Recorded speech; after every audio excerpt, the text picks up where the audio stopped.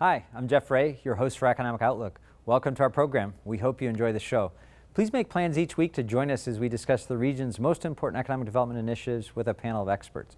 For decades, US 31 has been a vital transportation corridor for our region. In 2022, several major improvements occurred that made trips north and south faster and safer. We'll take a closer look at those improvements and talk about what's next for the corridor coming up on Economic Outlook.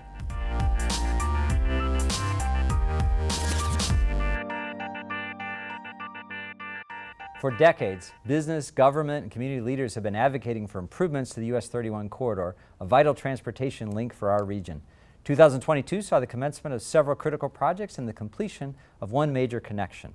But much work remains to be completed to finish the goal of a freeway between St. Joe Benton Harbor and Indianapolis. Joining me today for a deeper dive into what's next for the corridor on US 31 are John Leatherman, the Chairman Emeritus of the US 31 Coalition, and Lori Maudlin, the Executive Director of the US 31 Coalition. Lori, John, thank you. We appreciate you guys joining us today. John, I'm going to come your way first. So, John, thinking back, you've been involved in the US 31 Coalition effort for quite a few years. Talk a little bit about why this was an important priority for you to spend your time on. Well, when I first went in the Army, I ended up stationed at Fort Benjamin Harrison running a motor pool. And we had cars and trucks and little buses and things. And it became very obvious quickly that when I was a kid, we always went to Chicago for everything. But Indianapolis is as good, if not better. Right. And I've always thought that for our part of the world, it was a good thing to have a freeway from here to Indianapolis so we could get there in a reasonable time and participate in things within the state. So I kind of got started talking about it. My wife and I were in a car. We were down by Grissom Air Base, and there was a one-lane bridge. I don't know if you remember that. Mm-hmm. But we're sitting there in this one-lane bridge with a kid behind us crying, and nobody's moving. And she says, if you do anything, do something about this. So we got a thing together between the Chamber of Commerce in South Bend and Elkhart and started having meetings. And that resulted in going to see the governor. And he said, well, I can't do anything about this. You're going to have to form a group. So the US 31 Coalition was formed sometime in the early 90s. And we've been working on it with the folks at the state ever since. Great. Lori, let me come your way. So when I think about US 31, I think in the early days, people were looking for a way to get around Kokomo and all the stoplights, but it was so much more than just that. Can you talk to us a little bit about, kind of the coalition itself, kind of what it does, who are some of the key stakeholders that are involved in that effort? Absolutely. The coalition is made up of groups and people throughout the corridor. So it's certainly not just somebody on the northern end who's just wanting to get to Indianapolis. We have representatives from Tipton County, Fulton County, Miami, Marshall, as well as Hamilton, Howard, and St. Joe and Elkhart counties. And those people are involved because, they travel to their jobs on 31. 31 is their main street. So they want to be able to have that connectivity to the other communities and just have a safer route to get to where they want to go as well. Great.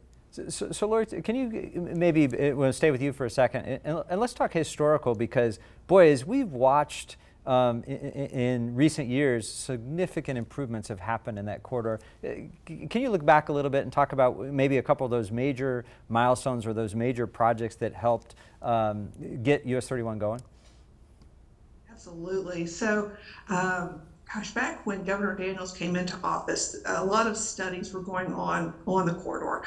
The St. Joe, Marshall County projects were going on. Howard County and Hamilton County all had elements corridor under study, doing environmental study, planning study, and we felt like it had been studied a lot. There had been corridor-wide studies, there had been individual studies, and when Governor Daniels came in, this was one of the projects that he wanted to get off of the books and moving very quickly. So these projects were the first ones to move to construction after he came in and kind of jump-started the transportation program. It was actually intended that Hamilton County would go first and then kind of move up the corridor north. But as it turns out, of course, the very northern portion, St. Joe and Marshall counties and Howard County projects, those both opened on the same day. And then Hamilton County opened after that. And just from those three segments within the full quarter, we saw huge benefits in the speed of traffic getting to Indianapolis more quickly, as well as the safety. And we knew that with the success of those three, the full corridor would provide just amazing more benefits. Great. John, let me come your way. So when I think of your historical involvement, you've sat across the table from governors and from Department of Transportation, directors, business leaders, others, trying to convince them of why this is important. Indiana's the crossroads of America. But what did you tell those governors why US 31 ought to be the priority for them? Well, because we want to be able to participate in government, and we want to be able to make the capital of the state of Indiana the place where we go for all kinds of things. Cheer for the sports teams, all kinds of stuff. I started talking with Otis Bowen probably 50 years ago, and he got a lot of the parts that were going through the cities moved out, so we had a straight corridor. And then Joe Kernan, when he was down there, I don't know if you were with us, but a bunch of us went down to see him and said, "We need you to help fix this." And he said, "I can't. I have to have a lot of people involved. You need to form a group." So we formed a group, and then it really got going sometime mid-90s. And then a fellow by the name of Dennis Falkenberg, who was our executive director for a long time, came along, and he'd been at INDOT for many years, so he knew where to go and who to talk to. And between Dennis Falkenberg and Mitch Daniels, things really got going. Great. The problem is, just because we can get around Kokomo now without 15 stoplights doesn't mean we're done. We still have a lot of things to do. Right. John, I want to stick with you for a quick second. So your day job, historically, you're in the real estate business. You're in the business of selling, trying to convince companies to locate here. Talk to us about the economic development perspective and why that corridor is so critical. We have seen significant new buildings and companies go along the corridor as things got better, particularly down in Miami County. That thing's going to go boom if we can get access in and out in a good way. And it allows statewide things in business as opposed to small town things. So all the small towns will suddenly become linked if we can get that thing going as a freeway. Right. Lori, let me come back your way, and you touched on two things, maybe speaking wrong from my end, but speed is important to me. I want to get to Indianapolis faster, and obviously the corridors help. You talked about safety as well too. Talk about the safety priority, because I think people forget about how critical that is. Why has that been such an important message here on the corridor? Yeah, that's as important as the economic development. During COVID, we saw speeds increase, actually nationwide, on the roadways. Just the police weren't out as much. There were fewer drivers out. People really took advantage of that. And we've seen nationally that speeds have not slowed down since COVID ended. In fact, they've only increased. And you can see that anywhere you go, whether it's an interstate or a local road. But that's been really obvious on US 31. We did took a look at some of the speeds on different segments of 31 that's unimproved at this point. And there's a percentage of the traffic that's going over 90 miles an hour. So obviously that's a real concern. We've seen an increase in accident rates also. Just back in 2015, we had an economic analysis done, and they projected that if US 31 is approved, for the full corridor from South Bend all the way to Indianapolis, that there would be almost 1,200 fewer accidents a year, and over 300 fewer injuries a year. That's not even including fatalities on top of that. So if that many are being reduced, how many are actually happening out there. So it's just really a real problem. Great. I'd like the record to reflect that it wasn't me going 90 up and down that corridor. I promise I was much closer to the normal speed limit there. So. Yeah, but if you're driving 70, somebody's passing you going 90. That's true. Happens all the time. Exactly. Guys, we're going to take a quick break here in the studio. We're going to go out into the field. We've sent George Lepin-Yotis, my co-host, out to Michigan to show an important US 31 connection that happened this last year. George, let me toss it to you. Thanks, Jeff. I am literally by the side of the road, as we often like to joke, while you're in the warm studio. But I am joined today by MDOT spokesman Nick Sharippa. Nick, thanks for being with us. Thanks for having me. Nick, we are at a project or the completion of a project that is near and dear to many people's hearts around here, and it is the connection of US 31 to I-94, I-96, 196, that whole corridor, and really the conclusion of 40 years of construction. Yeah. Can you tell us a little bit about the history of what we call the US 31 bypass? Sure. It started back in 1970-71 when we started building that first stretch, the state line up to US 12. Finished in 1972, and that kind of kicked the ball down the hill, so to speak. We got a ball rolling, and stopped right about 2004 at Napier Avenue with the Mitchell Sater butterfly and the Blue Creek Fen. And that's kind of where everything's been. It was on hold for a while, and just this year, about a month ago, we finished, 2 months ago, in early November, we finished this last stretch from Napier Avenue up to I-94 and finished that connection. And yeah, it's been a generational project to be a part of, and it's been a lot of fun to watch happen. Certainly for the community it's in, for the communities it connects, for the businesses it connects, it's been a big project. Yeah, and I want to unpack the timeline, then I want to move on to kind of the business importance of this highway. Sure. It is a U.S. highway. It is Highway 31, and as you affectionately said before we went on camera, it goes from Lexington, Kentucky to the Mackinac Bridge. Yes, it does. So that's a big stretch of many states, many communities, and really does link all of those communities together. But our little stretch of Michiana, at least on the Michigan side, because you're with MDOT, started in 1970-72 and it started to work up. When it stopped in the early 2000s because of the butterflies, what was that process of reimagining how to finish the connection? It was a process that took several years. So in the mid-90s, we identified that we had to move the blueprint, the footprint of the highway. We couldn't go straight north and connect with 196 and I-94. We knew that. So we really just had to go through the process of identifying a new route to take from Napier Avenue up to I-94.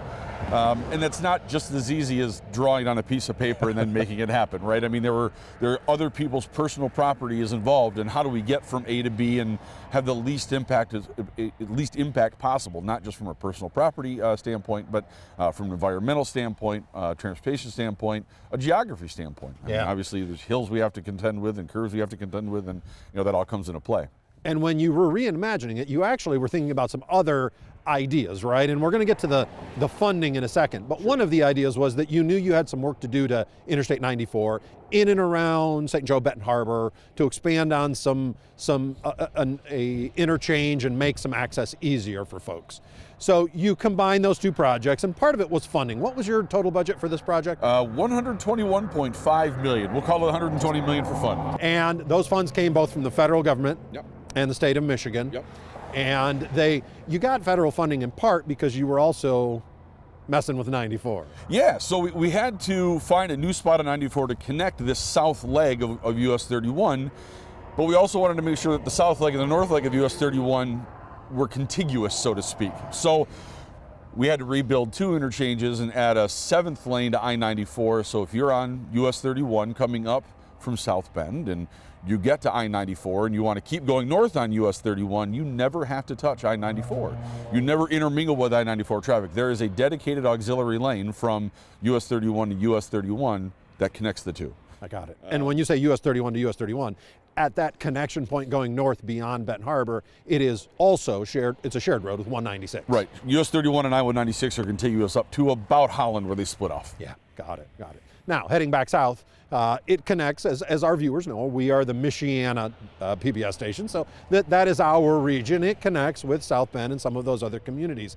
And I think it's a long-time goal in our last episode up here that you might have been a part of was about that connection and the traffic that we see. Has MDOT started doing some of the studies, and do you have an anticipation of how many people actually use the road?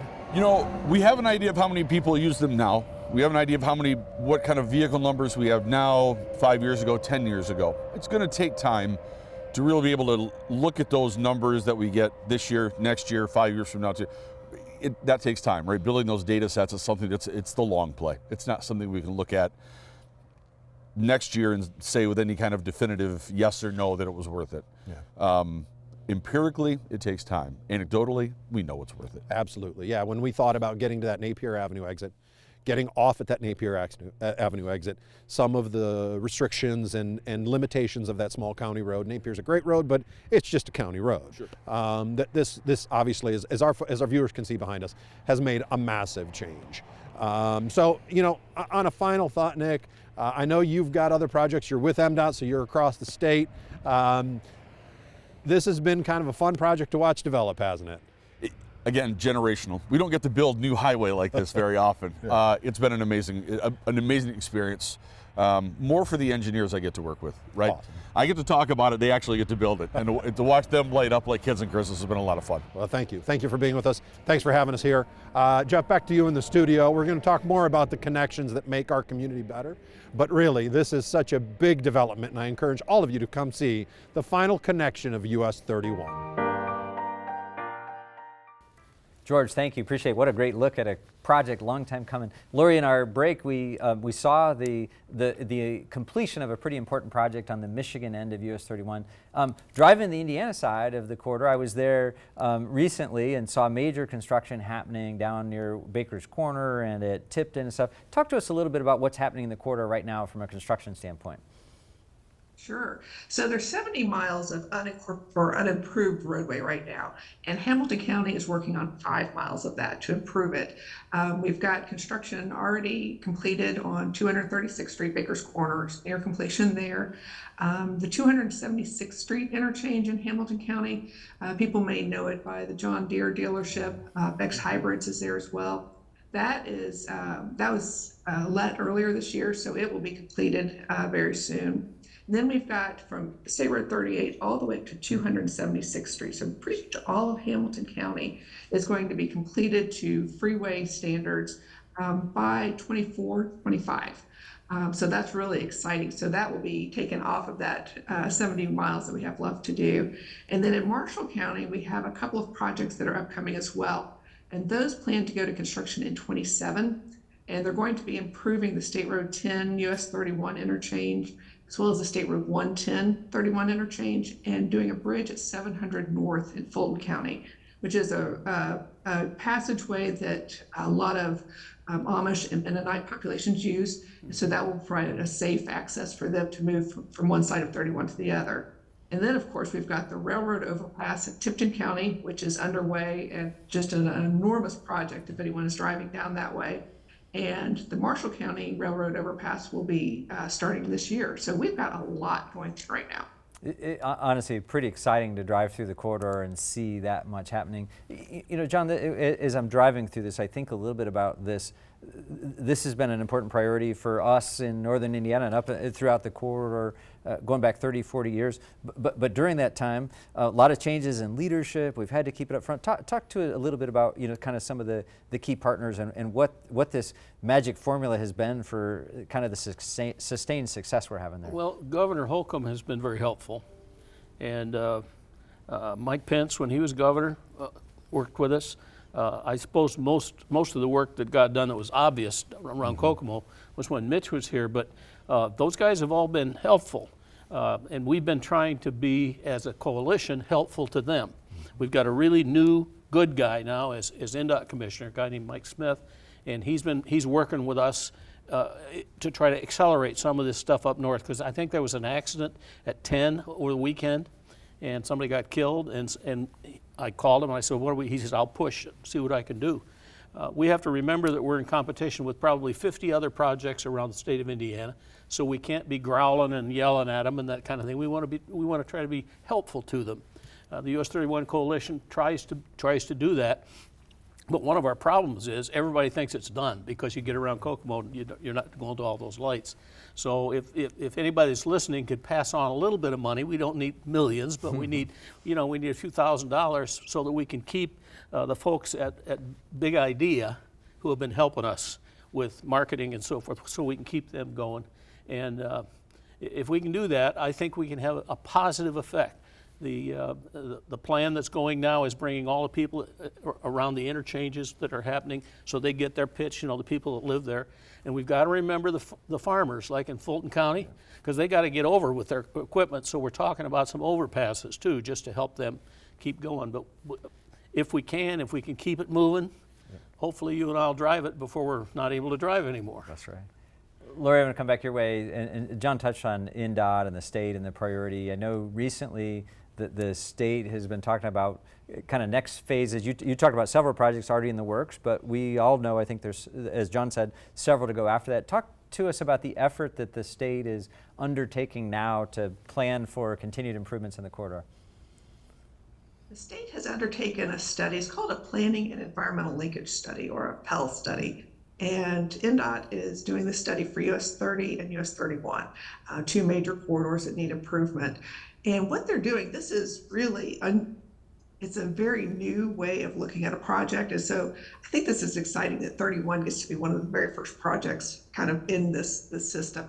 But what they're doing is they're looking at the corridor and asking everyone along the corridor, businesses, homeowners, agricultural community, everybody to come and tell them what they see US 31 should be in 30 years, which is amazing to think about. Nobody sits there and goes, I wonder what this road will look like in 30 years. But this is a chance that we all have to say, this is what we want it to be. This is what we want our community to be, how we want it to flourish with an improved US 31.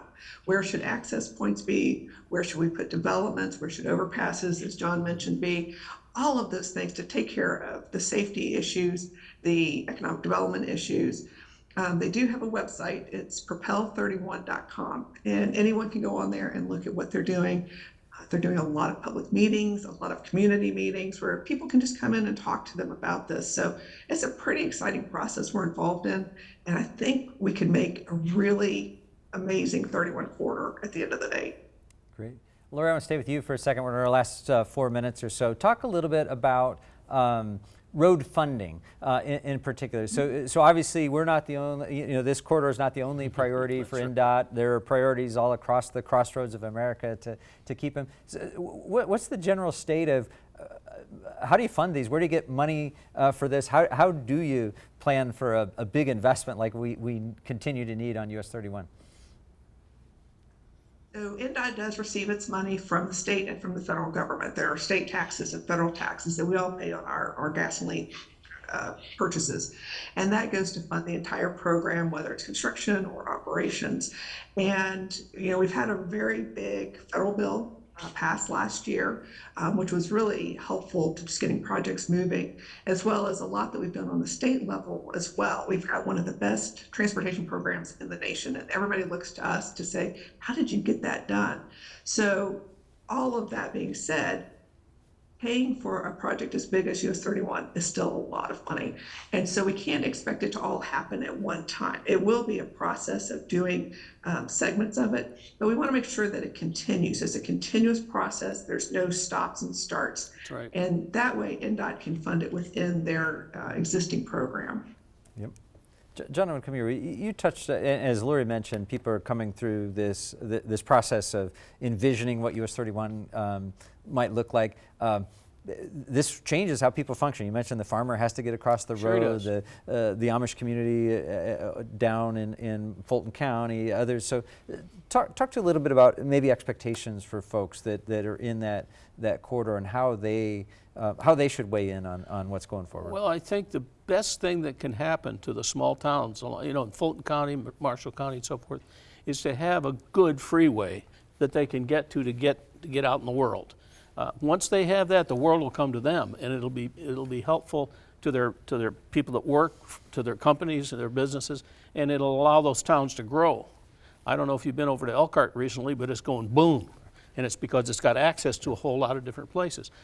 South Bend, Mishawaka are doing the same thing. So having access is important. Yep.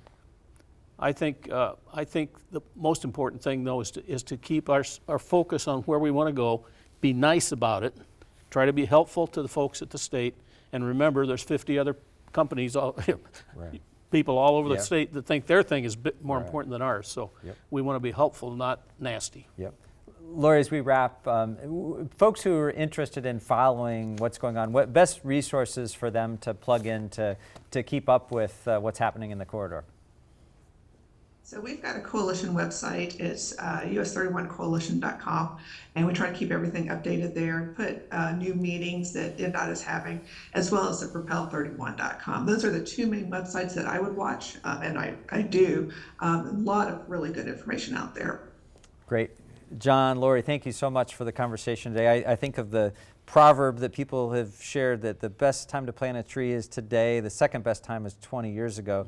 Thank you both for the tree you planted many years ago that have led to some great progress on there, and we're excited about what's happening in the future. And we want to keep going. So, yep, got to Right. finish, got to get it finished. That's it for our show today. Thank you for watching on WNIT or listening to our podcast. To watch this episode again and any of our past episodes, you can find Economic Outlook at WNIT.org or find our podcast on most major podcast platforms. We also encourage you to like us on Facebook or follow us on Twitter. I'm Jeff Ray. I'll see you next time.